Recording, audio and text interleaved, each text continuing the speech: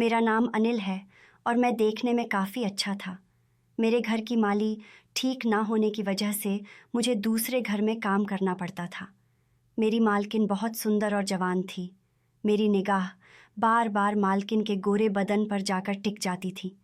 जब बारिश होती तो मालकिन मुझे कमरे में बुला लेती। जब वजह पूछता तो पर्स निकालकर पैसे पकड़ाती और बाजार भेज देती। मैं तेज़ बारिश में भी साइकिल निकालता और मालकिन के काम के लिए बाजार निकल जाता। एक रात अचानक तेज़ बारिश शुरू हो गई। मालकिन दूध का गिलास पिलाकर कहने लगे, चल सो जा। उस रात मेरे होश उड़ गए। मालकिन ने मेरे साथ एक छोटा सा गांव रामपुर, जहां मैं एक औरत के घर में नौकरी करता था। मेरी मालकिन का गांव में एक बड़ा सा घर था। सहन काफ़ी बड़ा और कच्चा बना हुआ था। मैं साइकिल से ही मालकिन के यहाँ काम करने जाया करता था। वह घर के सारे काम मुझसे ही कराती थी और बाहर का सौदा लाना भी मेरी ही जिम्मेदारी थी। लेकिन मेरी मालकिन की एक बात मुझे बिल्कुल समझ नहीं आती थी। वह अकेले ही घर में रहती थी और जैसे ही रात होती तो 10 बजे के बाद वह मुझे कहती थी, तुम अपने कमरे से बाहर मत निकलना। यह बात मुझे बहुत हैरान करती थी कि मैं भला कमरे से बाहर क्यों ना निकलूं। मालकिन मुझे पैसे बहुत अच्छे देती थी, इसलिए मालकिन की बात नहीं टाल सका। मैं यहाँ पर पैसे ही तो कमाने आया था। मेरी मंगनी अपने मामा की बेटी से हुई थी और मामा कहने लगे कि 3 साल के अंदर अगर 12 लाख की रकम जमा ना की तो मैं अपनी बेटी की शादी किसी और से करा दूंगा, क्योंकि मैं शुरू से ही कुछ सख्त मिजाज का इंसान था। मेहनत और मशक्क़त वाले कामों से मेरी जान जाती थी, इसलिए थोड़े बहुत मांग का जेवर बेचकर रामपुर गांव आ गया। यहाँ थोड़ी बहुत काम के भी अच्छे पैसे मिल जाते हैं। पहले पहले तो बड़ी मुश्किल से मुझे नौकरी मिली और पैसे भी कम थे, लेकिन फिर एक मालकिन मुझे अपनी घर में नौकरी पर रख लिया। ना मैं पढ़ा हुआ था और ना ही मेहनती था, इसलिए मुझे मालकिन का काम अच्छा लगा। घर का थोड़ा बहुत काम होता था और बाजार का एक आधा चक्कर लगाना पड़ता था और तनख्वाह भी अच्छी थी। लेकिन अपनी मालकिन की कुछ बातें मुझे बड़ी अजीब लगती थीं। मेरे मालकिन का पति बाहर देश में रहता था। एक दिन मैंने पूछा कि मालिक वापस कब आएंगे, तो वह कहने लगी, वह 6 साल से पहले वापस नहीं आएंगे और अभी कुछ महीने पहले ही तो गए हैं। यह सुनकर मैं खामोशी गया। मेरी मालकिन ज़्यादा उम्र की थी नहीं थी, यूं ही कोई 28 या 30 वर्ष के लगभग की थी, लेकिन कभी कभी मुझे अजीब सी लगती थी। रात के 10 बजे जब मैं क्वार्टर में चला जाता तो वह बाहर से ताला लगा देती। मुझे बड़ी हैरत होती थी कि मेरे क्वार्टर का ताला क्यों लगा देती है। फिर मुझे यह ख्याल आने लगा कि शायद उन्हें यह डर है कि वह अकेली होती है, इसलिए अपने आप को सुरक्षित रखने के लिए यह ताला लगाती होगी। लेकिन एक बार तो शाम को ही मेरी मालकिन ने मुझे कमरे में जाने के लिए कहा। मैंने जब मालकिन से इसकी वजह पूछा तो उनकी चेहरे का रंग उड़ चुकी थी। वह कहने लगी, देख नहीं रहे हो आसमान में काले बादल कितने गहरे हो चुके हैं। मैंने एक नज़र सहन में खड़े होकर आसमान की तरफ देखा। बादल तो वाकई गहरे हो रहे थे, लेकिन इससे अपने कमरे में जाने का भला क्या मतलब था। मैंने कहा, मालकिन इससे क्या फ़र्क पड़ता है। वह कहने लगी, अभी बारिश हो जाएगी। मैंने कहा, तो होने दे बारिश। बारिश होने से मैं कमरे में क्यों बंद हो जाऊं। मेरी बात सुनकर वह कुछ देर मुझे देखकर खामोश हो गई, लेकिन वह बहुत परेशान लग रही थी। बार बार आसमान को देख रही थी, साथ ही साथ वहीं चक्कर काटे जा रही थी। अपनी उंगलियों को वहीं चटका रही थी। चेहरे से बुरी तरह परेशान लग रही थी। मुझे अपनी मालकिन की परेशानी समझ नहीं आ रही थी कि आखिर उनका बारिश से क्या तकलीफ़ था। मुझे उनकी परेशानी का मतलब समझ नहीं आ रहा। कुछ ही देर में बारिश शुरू हो गई और फिर बारिश की रफ्तार तेज़ होने लगी। जैसे जैसे बारिश तेज़ हो रही थी, वैसे वैसे मालकिन की रंगत फीकी पड़ती जा रही थी। वह बहुत परेशान थी। उस वक्त मुझे कोई भी ज़रूरी काम नहीं था। मैंने सोचा कि चलो मैं बारिश में नहा लूँगा। जैसे ही मैं बाहर सहन के कोने में नहाने के लिए खड़ा हुआ तो मेरी मालकिन मुझसे कहने लगी कि तुम यहाँ खड़े क्यों हो। मैंने कहा, मालकिन बारिश हो रही है और बारिश में तो सभी यूं ही नहाते हैं। अब आपको डर लगता है तो आप अपने कमरे में चली जाएं। मालकिन कहने लगी कि ऐसा करो, तुम इधर आओ। उन्होंने मुझे अपने कमरे की तरफ आने का इशारा किया। यह बात भी मेरे लिए काफ़ी हैरान करने वाली थी, क्योंकि जब से मैं उनके घर में काम कर रहा था, उन्होंने कभी भी मुझे अपने कमरे में आने को नहीं कहा था। मैं धीरे धीरे चलता हुआ मालकिन के कमरे की तरफ बढ़ गया। वह अपनी अलमारी से पैसे निकालने लगी। मुझे पैसे दिए और कहने लगी कि जाओ घर का सामान ले आओ। मैंने कहा, अभी सुबह ही तो मैंने हर चीज़ पहले ही लाकर रख दी है, कोई भी ऐसी चीज़ ना थी जिसकी कमी होती। मैंने कहा, अब क्या लेकर आऊँ? मालकिन कहने लगी, ऐसा करो, 1 हफ्ते का राशन और ले आयो। मैंने कहा, अभी इतनी तेज़ बारिश हो रही है, इसमें तो सारा सामान भीग जाएगा। वह कहने लगी, मेरे पैसों का सामान ही भीगेगा ना, तुम क्यों फिक्र करते हो? तुम जाओ यहाँ से। मुझे तो इस औरत की अक्ल पर हैरत हो रही थी। इतनी तेज़ तूफ़ानी बारिश में वह मुझे राशन लाने के लिए कह रही थी। इसमें तो दाल चावल आटा सब कुछ बर्बाद हो जाता। मैंने कहा, मालकिन, आप पूरे सामान का बड़ा गर्क करना चाहती हैं। इतनी तेज़ बारिश में सब कुछ खराब हो जाएगा। उन्होंने मुझे एक प्लास्टिक का मजबूत थैला दिया और वह कहने लगी, इसको पकड़ो और इसमें सारा सामान डाल लेना। जल्दी जाओ और निकलो मेरे घर से बाहर, और 3 घंटे से पहले वापस मत लौटना। पता नहीं क्यों मुझे महसूस हो रहा था कि मालकिन मुझे बाहर निकालना चाहती है। मुझे बड़ी हैरत हुई थी। मैंने पैसे लेकर जेब में रख लिए और बाहर चला गया। बारिश का तो मैं वैसे भी शौकीन था, इसलिए साइकिल पर बैठकर बारिश का भी मज़ा लेता रहा और राशन की दुकान पर पहुंच गया। राशन वाले को पैसे पकड़ाए और मैंने कहा, दाल चावल आटा जो कुछ भी है वह सब पैक कर दो। मैंने उससे कहा, जब तक सामान पूरा भरो मैं थोड़ी देर में आता हूँ और मुझे कोई जल्दी नहीं है। चाहे तो तुम 3 घंटे लगाकर सामान पैक कर देना। मेरी बात पर वह मुझे हैरत से देखने लगा और मैं बारिश में नहाते बच्चों के साथ मिलकर खुद भी नहाने लगा।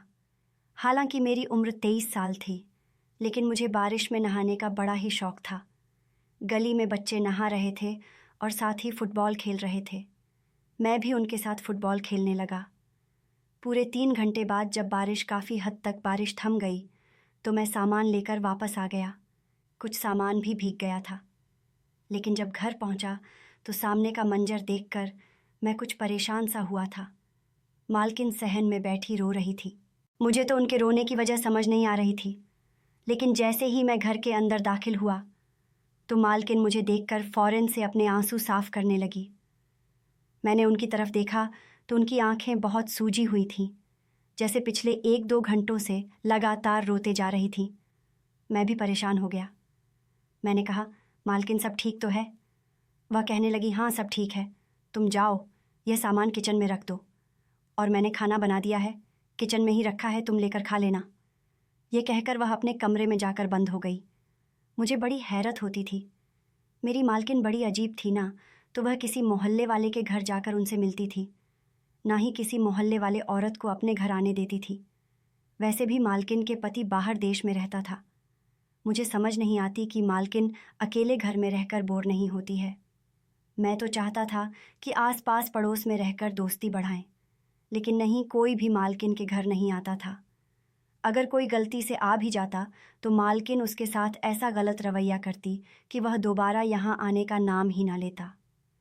यह मानसून का महीना था, इसलिए 4 महीना तो बरसात लाजमी होनी थी, लेकिन मुझे अपनी मालकिन के बात बहुत ही हैरान करती थी कि जब भी आसमान पर बादल छाने लगता है और उनकी लगता है कि बारिश हो जाएगी तो मुझे पैसे देकर कहती कि जाओ घर से बाहर निकलो और सामान ले आओ। कभी कहती कि यहाँ से यह लेकर आ जाओ, कभी कहती वहाँ से वह लेकर आ। वह ऐसी जगह मुझे भेजती जो कोसों दूर होती थी, जहाँ से वापसी पर मुझे 3 घंटे लगे जाते थे। मैं घर आता तो वह रो रही होती थी। ना मुझे उसके रोने की वजह समझ आती थी, ना ही बारिश में मुझे बाहर भेजने की। मैं रोज़ाना बारिश में नहा नहा कर मेरी अब तबीयत ख़राब होने लगी थी। आज सुबह से ही मुझे छींकें आ रही थीं और बुखार भी हो रहा था। मालकिन ने जब बारिश होते देखी तो कहने लगी, जाकर सामान ले आओ। मैंने कहा, मालकिन मुझे बुखार है, मैं नहीं जा सकता। वैसे भी घर में अच्छा खासा राशन मौजूद है, महीना भर भी अगर राशन ना आए तो भी हमें ज़रूरत नहीं पड़ेगी। मेरी बात सुनकर वह परेशान सी हो गई थी।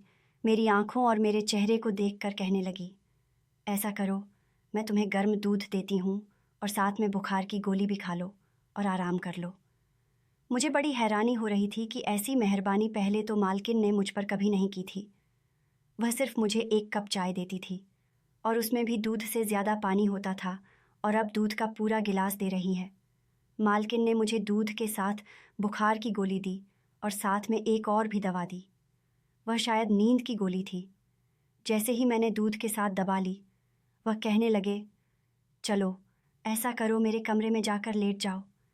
यह सुनकर मैं बुरी तरह से चौंक गया था। मैंने कहा, मालकिन आप क्या कर रही हैं? मैं आपके कमरे में कैसे सो सकता हूँ? कहने लगी, बारिश के होने से मौसम काफ़ी ठंडा हो गया है और जिस कमरे में तुम सोते हो वहाँ की छत से पानी टपकती है। तुम बीमार पड़ जाओगे तो फिर तुम्हें कौन संभालेगा? मैं तुम्हारे इतने नखरे बर्दाश्त नहीं कर सकती, इसलिए तुम मेरे कमरे में सो जाओ। घर में और भी कमरे हैं, मैं वहाँ लेट जाऊँगी। मैंने कहा, मालकिन आप मुझे किसी दूसरे कमरे का बता दीजिए, मैं आपके कमरे में नहीं सो सकता। मुझे बात बहुत ही अजीब सी लग रही थी और अपनी मालकिन के इस बात पर हैरत हुई थी कि वह मुझे अपना कमरा क्यों दे रही थी, जबकि घर में और कमरे भी खाली थे।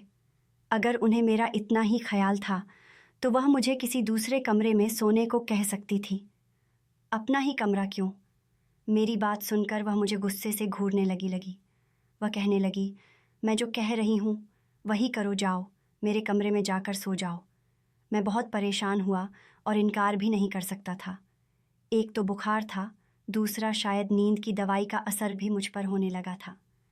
मैं मालकिन के कमरे में गया और बेड पर जाकर लेट गया। 10 मिनट ही हुए थे कि मैं गहरी नींद में जा चुका था। सुबह जब मेरी आँख खुली तो मेरा पूरा जिस्म दर्द से टूट रहा था। शायद मुझे अभी भी बुखार था। बड़ी मुश्किल से मैं उठकर बैठा था, लेकिन जैसे ही मेरी नज़र सामने पड़ी तो मेरे होश उड़कर रह गए थे। सामने मालकिन खड़ी हुई थी। वह अपनी अलमारी में से न जाने क्या निकाल रही थी। मेरी कोशिश तो यही थी, चुपचाप कमरे से निकल जाऊं। जाहिर है ये मालकिन का कमरा था, उनकी ज़रूरत की चीज़ यहाँ मौजूद थी। ना जाने उन्होंने मुझे रात को अपने कमरे में क्यों सुलाया था। मैं बहुत मुश्किल से उठकर खड़ा हुआ था, लेकिन मेरा सर अभी भी बुरी तरह से चकरा रहा था। धीरे धीरे चलते हुए मैं कमरे से बाहर आ गया। कुछ देर बाद मालकिन आई तो कहने लगी, तुम क्यों बाहर आए हो? मैं तो बस अपनी ज़रूरत की चीज़ लेने आई थी। जाओ अंदर जाकर आराम करो, मैं तुम्हारे लिए नाश्ता बना देती हूँ। मुझे समझ नहीं आ रहा था कि मेरी मालकिन मुझ पर इतनी मेहरबानी क्यों कर रही है। न जाने क्यों मुझे कुछ गड़बड़ का एहसास होने लगा था। ऐसा लग रहा था कि जो कुछ हो रहा है वह ठीक नहीं है। वह एक घर की औरत थी और बड़ी खूबसूरत भी थी। वह 30 साल की लग रही थी, लेकिन जवान और बहुत खूबसूरत थी। मुझे उनके कमरे में रहना बिल्कुल भी सही नहीं लग रहा था। मैंने कहा, नहीं मालकिन, मैं यही ठीक हूँ, मैं चलता हूँ। अपने क्वार्टर में जाकर अपनी चारपाई पर लेट गया, लेकिन फिर मुझे एहसास हुआ कि पानी टपकने से मेरी चारपाई भीग गई थी और अभी भी मैं गिले बिस्तर पर लेटा हुआ था। बुखार मुझे पहले से था, इसलिए कंपकपी सी होने लगी थी। मालकिन मेरे लिए कुछ नाश्ता बनाकर लाई थी। वह जब मुझे कांपते हुए देखा तो कहने लगे, देख लिया तुमने अपनी ज़िद का नतीजा। कह रही थी ना कि मेरे कमरे में जाकर लेट जाओ, लेकिन तुम बहुत ढीठ हो। यह कहकर उन्होंने मुझे बाजू से पकड़कर सहारा देने लगी ताकि मुझे खड़ा कर सके। उस वक्त मैं बुखार की वजह से इस कदर कमज़ोरी का शिकार हो चुका था कि उसके सहारे से ही उठा। बाद में मैं उनका हाथ पीछे कर दिया और चलते हुए मालकिन के कमरे में जाकर बैठ गया। उन्होंने मुझे नाश्ता दिया और फिर से दवाई दे दी। रात तक मेरा बुखार टूट चुका था। तबीयत भी काफ़ी हद तक सही हो गई थी। पूरा दिन मालकिन ने मेरी अच्छी सेवा की थी। मैंने कहा, आप तो बहुत अच्छी हैं, मुझे तो लगा था कि आप बहुत गुस्से वाली मिजाज की हैं। ये सुनकर उनके चेहरे पर अजीब से अंदाज छा गए थे। फिर किसी गहरी सोच में चली गई और कहने लगी, मैं अच्छी नहीं हूँ, बहुत बुरी हूँ। ये कहने के बाद उन्होंने अपनी आंखों में जमे आंसू साफ किए थे और तुरंत कमरे से बाहर चली गई। मुझे बड़ी हैरत हुई कि आखिर मामला क्या है। आज रात भर बारिश तेज़ हुई, मालकिन की रंगत उड़ने लगी। वह कहने लगी, न जाने क्यों रोज़ रोज़ ये बारिश हो जाती है। कब यह मौसम बदलेगा और मेरी जान को सुकून आएगा। मैं बहुत परेशान हूँ इस बारिश की वजह से। मैंने कहा, मालकिन, बारिश आपको क्या करती है? कहने लगी, तुम नहीं जानते, यह बारिश मेरी जान के दुश्मन है। मैं हैरान था, ये कैसे हो सकता है? फिर उन्होंने मुझे दूध का गिलास दिया और साथ में नींद की गोली भी दे दी। मैंने कहा, मालकिन, ये क्यों खाऊं? अब तो मुझे बुखार नहीं है। कहने लगी, बस तुम ये खा लो और मेरे कमरे में सो जाओ। मैंने कहा, नहीं, अब मैं ठीक हूँ, अब मैं अपने कमरे में सो सकता हूँ। इस बार मैंने नींद की गोली नहीं खाई थी, बस मालकिन को दिखाने के लिए ऐसा किया जैसे गोली मैंने अपने मुंह में डाल दी। लेकिन मैंने हाथ से गोली पीछे फेंक दी थी, जो मालकिन की नज़र में नहीं आई थी। मैंने दूध का गिलास पिता और यूं करने लगा जैसे मुझे नींद आ रही है। मैं घर के ही दूसरे कमरे में जाकर लेट गया, क्योंकि मेरे कमरे में बारिश का पानी आता था। इस कमरे की खिड़की बिल्कुल सहन में खुलती थी। हालांकि मालकिन का कमरा अंदर की तरफ था, वहाँ से सहन साफ नज़र नहीं आता था। मैं देखना चाहता था कि आखिर मालकिन को बारिश में परेशानी क्या होती है। वह क्यों मुझे बाहर भेज देती है और जब मैं आता हूँ तो वह रो रही होती है। मैं चुपके से कमरे की खिड़की पर जाकर खड़ा हो गया। मुझे लगता था कि जैसे सहन में ही कोई परेशानी है, क्योंकि जब बारिश होती है मेरी मालकिन सहन में बार बार देखती रहती है। अब भी बारिश हो रही थी। मुझे पक्का यकीन था कि मालकिन सहन ने ज़रूर आएगी। अभी यही सोच रहा था जब मालकिन सहन में आई। सहन बिल्कुल कच्ची मिट्टी का था। मालकिन एक कोने की तरफ जाकर मिट्टी खोदने लगी। मुझे हैरत हो रही थी कि वह क्यों मिट्टी इकट्ठी करेगी। मिट्टी उठा उठा कर वह दूसरे कोने की तरफ फैलाती और इसके ऊपर दूसरी डालने लगती और उसे अपने हाथों से बराबर करने लगती।